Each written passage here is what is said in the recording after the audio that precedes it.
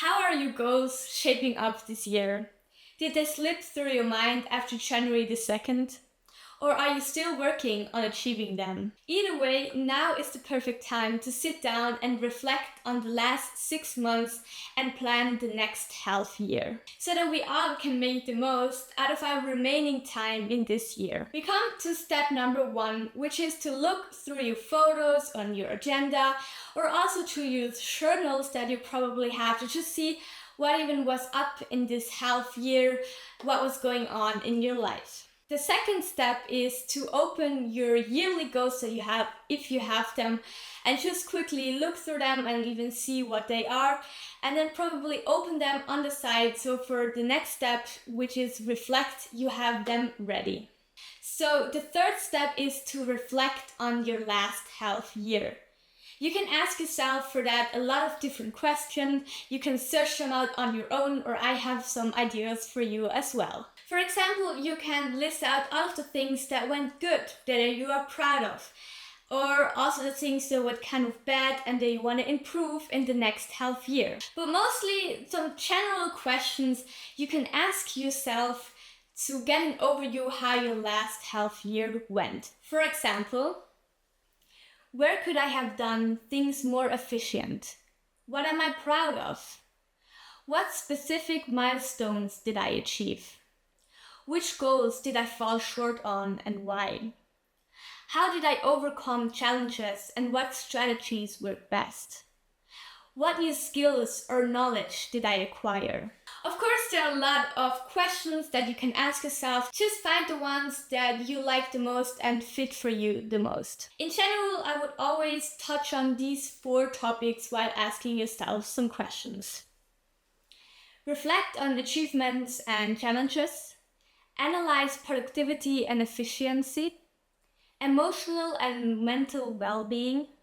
Relationship and support system. So when you feel like you reflected your last half year, you can turn over to the next half year that is going to come. And you can ask yourself, for example, these questions. When I continue like that, will I achieve my yearly goals? Are my goals still relevant and aligned with my overall vision? What new goals should I get based on my current progress and interests? How can I break down my goals into smaller, actionable steps? So also find here the questions which fit you the most. Search online for questions and just find out what is right for you. And also here are some topics I would touch on while asking yourself these questions.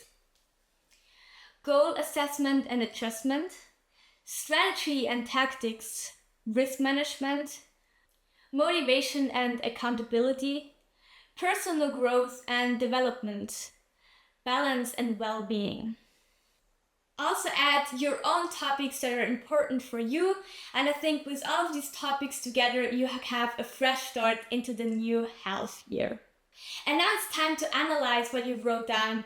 Read through all the stuff that you wrote down in the steps before and make a list with all of the things you still want to look at. This could be that you set new goals or adjust the goals that you already have, set new habits, set a new focus in your life. Find out what you want and then make kind of a list with all of the things that you want to change. Now, if you already have existing goals and you have them wrote down, what I always do is sort my goals that I have into 4 different categories to see on which goals I have to focus more on and which goals I'm doing very good. And the categories are: I did, I want to continue on, I want to do, I want to focus on. So it makes sense, the one that want to focus on, you put also your most focus on. You really start to plan and kind of think about how to implement them into your life so you can achieve them still at the end of the year. And then when you have all of this information gathered, it's time to start with a master plan for the second half year. So then you look at the things that you wrote down and make kind of an overview of the situation. And then here comes my tip. I would sort all of the goals and topics that are still out there, you still want to do something, into kind of categories, for example, health or relationships. And then you make month by month, so which means there's still 6 months left every month you do kind of a topic that you have in this month, which means you can really focus on that goal that you have in this month. For example, when you have health, you can start planning with meal preps, you can buy yourself some supplements you always wanted to. Really focus on that one topic. So in the end of the month, you build up the habits that you want from that topic. And when you go on to the next month with another topic, you still continue with all of the habits that you had done before. This is just a good possibility to don't get overwhelmed from your goals, to just make a really good plan, which works out really great for me.